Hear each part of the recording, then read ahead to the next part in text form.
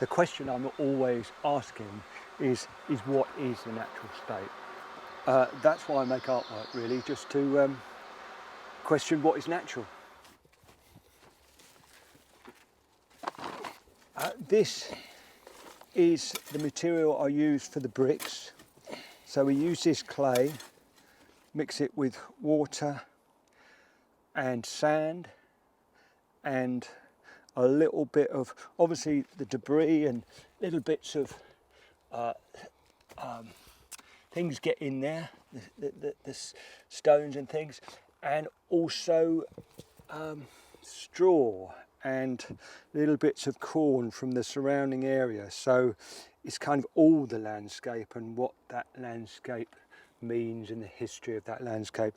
So basically, this used to be a working woodland, and now the current owners are rewilding the whole thing. So this is why you get the fallen trees and this amazing sort of decay.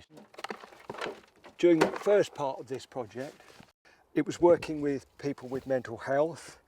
So it's just involving in woodland practices. So it was a whittling, it was fire making, and it was a lot of clay involved and making bricks. So I then thought, right, okay, I like this making bricks. There's something very fundamental, something very kind of ancient about it as well, and using those materials. So that informs the way I developed the project. If you look at this woodland and you look at the amount of dead leaves, and during my time in this woodland and that incredible drought we had, you just felt this whole environment contracting. And where I've done the installation, I'll explain what happened then, but all the hemlocks were like snowing with dead leaves.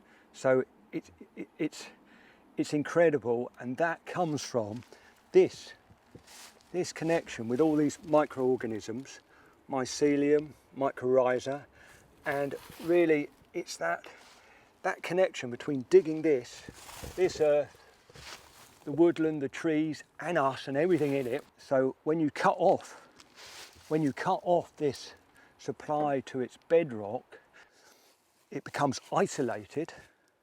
And often in art we isolate things and we preserve them. So that's the whole thing about culture and art, preserving artifice and you know, those natural sort of forces of decay in a way.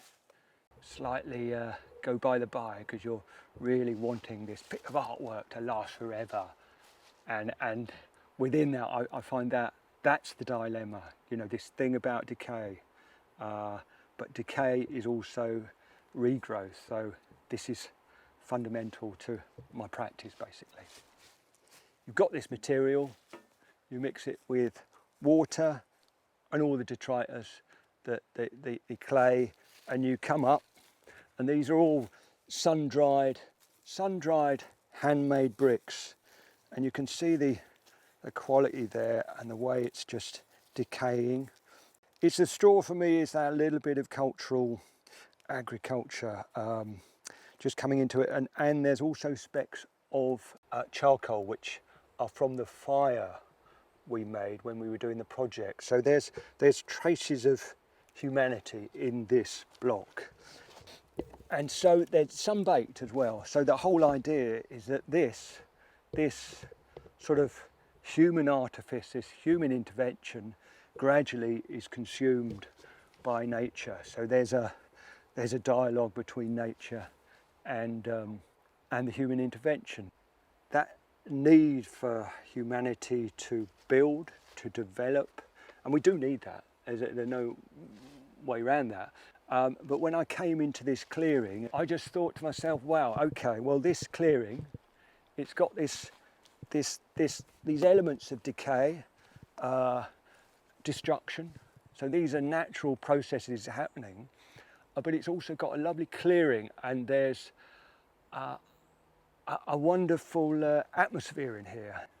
Human intervention, nature, and that frisson between the two and how we engage with that. That's what's really important for me. I can go into an ancient woodland and look at the decay and the growth cycles and just enjoy that and be awe-inspired by those little details and like a little, let's say a little wood wasp. Wood wasp was there the other day.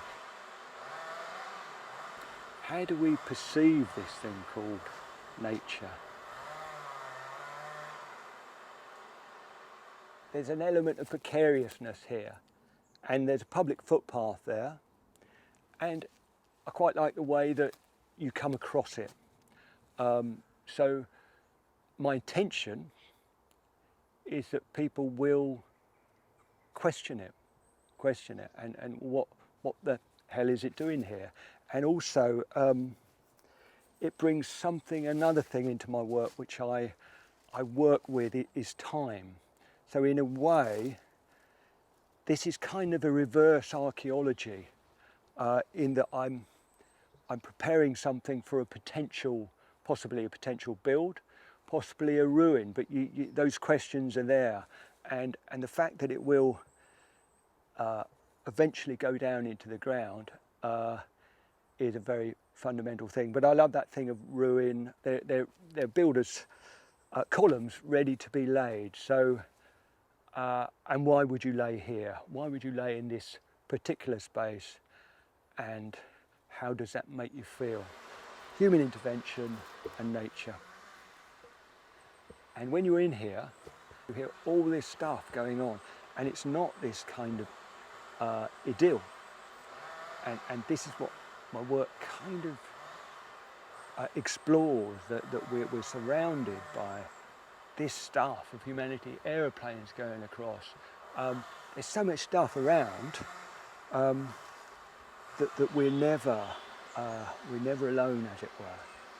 It's just soil, and that's so fundamental wherever you are, and it's that disconnect we have.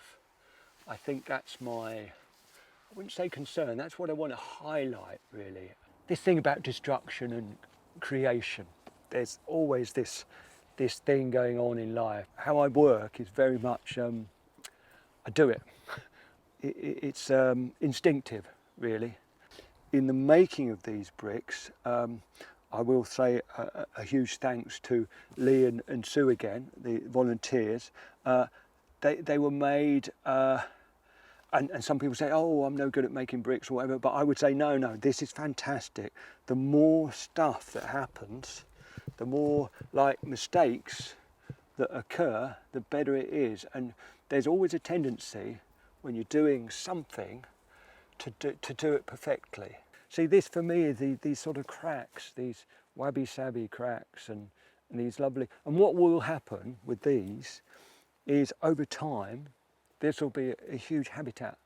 Already the spiders are coming in, the woodlouse, so there is life in that, and that's excellent habitat.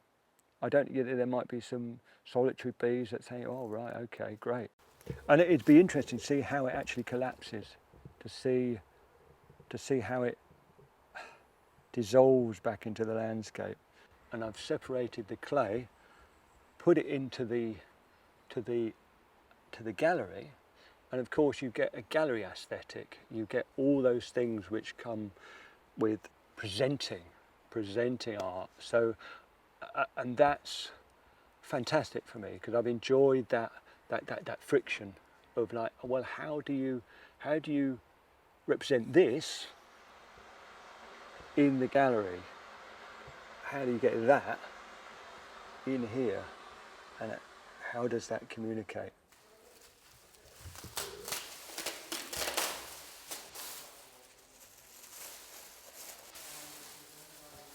Wow.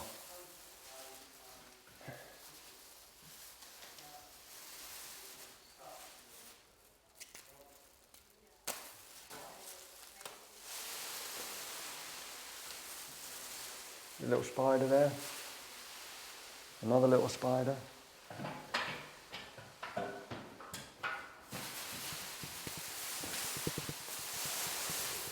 These are seeds which have sprouted here. It smells, so it still smells that damp kind of along with this. You see that green, this little green seed here, and all this fungus, this just slightly covering the surface. So it's still damp. It's still doing its own thing to a certain degree, because we're in a gallery. So and that was the biggest challenge out of all this, was actually creating something large enough that actually showed change, but then again it didn't just fall apart. So my normal thing is working with concrete. Well, that's easy because you just do it and it works and you can make sure it's fine. But this, it was quite a long process of really working with this material, trying to understand how it would crack, mixing it with how much water, how much sand, and along the way, you know, it's been a learning curve. So it's something about clay, and this is clay and mud as well. So it is of the wood and of the site. Again, we're in the gallery, and for me, what a gallery and what culture does per se, there's a framing, there's a dissection of nature, of landscape, in our attempt to understand it. Within our close proximity to nature, we frame, we dissect, we name, we categorize this unruly nature in order to kind of just get an attempt to understand it. So in a way, this is my attempt to understand this material and this environment that I've been working with, and then put it into the gallery. So it's not just a bit of woodland floor. That's what I'm trying to say. It's that attempt of culture, of humanity, to try and understand what's going on and our relationship to it.